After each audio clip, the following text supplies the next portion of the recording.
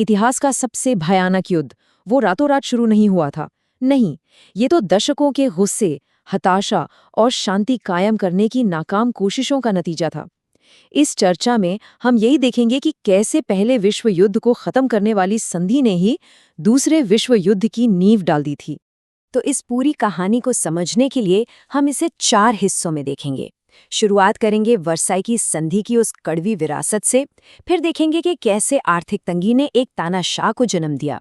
उसके बाद बात होगी डिप्लोमेसी की नाकामी की, और आखिर में वो बिजली की रफ्तार वाला युद्ध यानी ब्लिट्जक्रिग, जिसने पूरे यूरोप को हिलाकर रख दिया। तो हमारी कहानी शुरू होती है साल 1919 से, जब पहला विश्व युद्ध खत्म हो चुका था। लेकिन कहते हैं ना कि कभी-कभी एक युद्ध का अंत ही अगले युद्ध की असली वजह बन जाता है, और यहाँ वो वजह थी वर्साई की संधि। तो सबसे पहले बात करते हैं इसी संधि की। कहने को तो ये एक शांति संधि थी, पर असल में इसकी शर्तों ने जर्मनी में गुस्से की एक ऐसी चिंगारी भड़काई जिसने आगे चलकर पूरे यूरोप को अपनी चपेट में ले लिया। जरा सोचिए, ये सिर्फ कानून की कोई धारा नहीं थी, ये एक तरह से पूरे देश का अपमान था। किसी एक देश पर पूरी जंग का इल्जाम डाल देना। इस एक बात ने जर्मनी के लोगों के मन में जबरदस्त गुस्सा और बदले की भावना भर दी। 33 अरब डॉलर, आज के ज़माने में ये सैकड़ों अरब डॉलर के बराबर है। ये इतनी बड़ी रकम थी कि जर्मनी के लिए इसे चुकाना लगभग नामुमकिन था। आपको जानकर हैरानी होगी कि जर्मनी ने इसकी आखिरी किश्त साल 2010 में चुकाई। इस एक बोझ ने देश की कमर शुरू से ही तोड़ दी थी। और जब अर्थव्यवस्था की कमर टूटती है तो नतीजा कुछ ऐसा होता है, हाइपर इन्फ्लेशन। मतलब पैसे की कीमत कागज के बराबर हो गई थी। लोगों की जिंदगी भर की कमाई रातों रात जीरो। जरा सोचिए, जब एक ब्रेड खरीदने के लिए आपको बोरों में भरकर नोट ले जाने पड़े तो समाज का क्या हाल होगा। ऐसे में लोग किसी भी मसीहा की तरफ देखने लगते हैं जो उन्हें इस मुसीबत से निकालने का वादा करे। और इसी माहौल में, इसी तबाही के बीच एक शख्स सामने आया जो आसान जवाब और बलि के बकरे देने का वादा कर रहा था। उसका नाम था एडोल्फ हिटलर। ये वो दौर था जब जर्मनी की आर्थिक बदहाली ने नाजीवाद के लिए दरवाजे खोल दिए थे। हिटलर को ये बखूबी आता था कि लोगों के गुस्से को कैसे इस्तेमाल करना है। उसने लोगों के दर्द को पकड़ा और उस पूरे गुस्से को मोड़ दिया कुछ खास समूहों की तरफ, खासकर यहूदियों और समाजवादियों पर। उन्हें जर्मनी की हर मुश्किल के लिए जिम्मेदार ठहरा दिया गया। उन्हें बना दिया गया बलि का बकरा। और इसके लिए एक बहुत ही शातिर थ्योरी का इस्तेमाल किया गया, जूडियो बोल्शेविज्म। इसमें यहूदियों के खिलाफ नफरत और कम्युनिज्म के डर दोनों को मिला दिया गया। इससे नाजियों को दोहरा फायदा हुआ। एक तो देश के अंदर दुश्मनों को निशाना बनाने का बहाना मिल गया, और दूसरा भविष्य में सोवियत संघ पर हमले को सही ठहराने का एक जरिया भी। अगर वर्साई की संधि एक चिंगारी थी तो 1929 की महामंदी ने उस पर पेट्रोल डालने का काम किया। 60 लाख लोग बेरोजगार। सोचिए, देश पूरी तरह से घुटनों पर आ चुका था। और बस इसी कियोस का फायदा उठाकर हिटलर ने सारी ताकत अपने हाथों में ले ली और खुद को जर्मनी का तानाशाह घोषित कर दिया। तो जर्मनी के अंदर तो ये सब चल ही रहा था, लेकिन दुनिया के बाकी देश क्या कर रहे थे? अब कहानी का रुख करते हैं इंटरनेशनल स्टेज की तरफ। यहाँ हम देखेंगे कि कैसे दुनिया भर के नेताओं की डिप्लोमैटिक गलतियों ने हिटलर के हौसले और बुलंद कर दिए। ये टाइमलाइन देखिए, ऐसा लगता है जैसे डोमिनोज एक एक करके गिर रहे हों।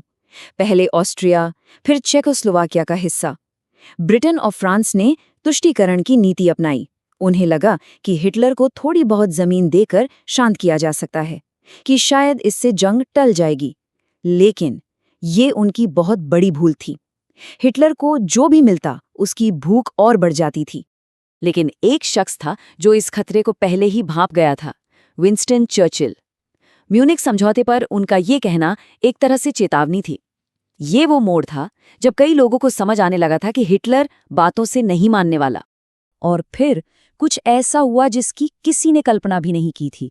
2 कट्टर दुश्मन, नाजी जर्मनी और कम्युनिस्ट सोवियत संघ, हाथ मिला लेते हैं। पर्दे के पीछे एक सीक्रेट डील होती है कि वो पोलैंड को आपस में बांट लेंगे। इस एक समझौते ने हिटलर के रास्ते का सबसे बड़ा रोड़ा हटा दिया। अब उसे पोलैंड पर हमला करने से कोई नहीं रोक सकता था। और बस इसके साथ ही बातचीत का दौर खत्म हुआ। अब बारी थी जंग की। एक ऐसी जंग जिसकी शुरुआत जर्मनी ने एक बिल्कुल नई, एक हैरान कर देने वाली रणनीति से की। नाम था ब्लिट्जक्रिग, यानी बिजली की रफ्तार से युद्ध। ये सिर्फ एक मिलिट्री टैक्टिक नहीं थी, ये एक साइकोलॉजिकल हथियार था। इसका मकसद था दुश्मन पर इतनी तेजी और ताकत से हमला करो कि उसे संभलने का, सोचने का मौका ही न मिले, उसका हौसला ही तोड़ दो। और ये खतरनाक हद तक कामयाब रहा। फ्रांस की हार की वजह यहाँ साफ दिखती है। एक तरफ फ्रांस, जो आज भी पुराने तरीकों में फंसा था, एक लंबी मजबूत दीवार के पीछे छिपकर डिफेंस करने की सोच रहा था, और दूसरी तरफ जर्मनी, जो स्पीड, सरप्राइज और जबरदस्त हमले की नई जंग लड़ रहा था। ये पुराने और नए की लड़ाई थी, और इसमें पुराने की हार तय थी। लेकिन सवाल ये है कि जर्मन सेना लगातार इतनी तेजी से आगे कैसे बढ़ रही थी? इसका एक चौंकाने वाला राज था, एक ड्रग जिसका नाम था पेरविटिन। आज हम इसे क्रिस्टल मेथ के नाम से जानते हैं। ये ड्रग सैनिकों को दिया जाता था ताकि वो बिना थके, बिना सोए कई कई दिनों तक लड़ते रह सकें। इसने जर्मन सैनिकों को सुपर ह्यूमन जैसी क्षमता दे दी थी।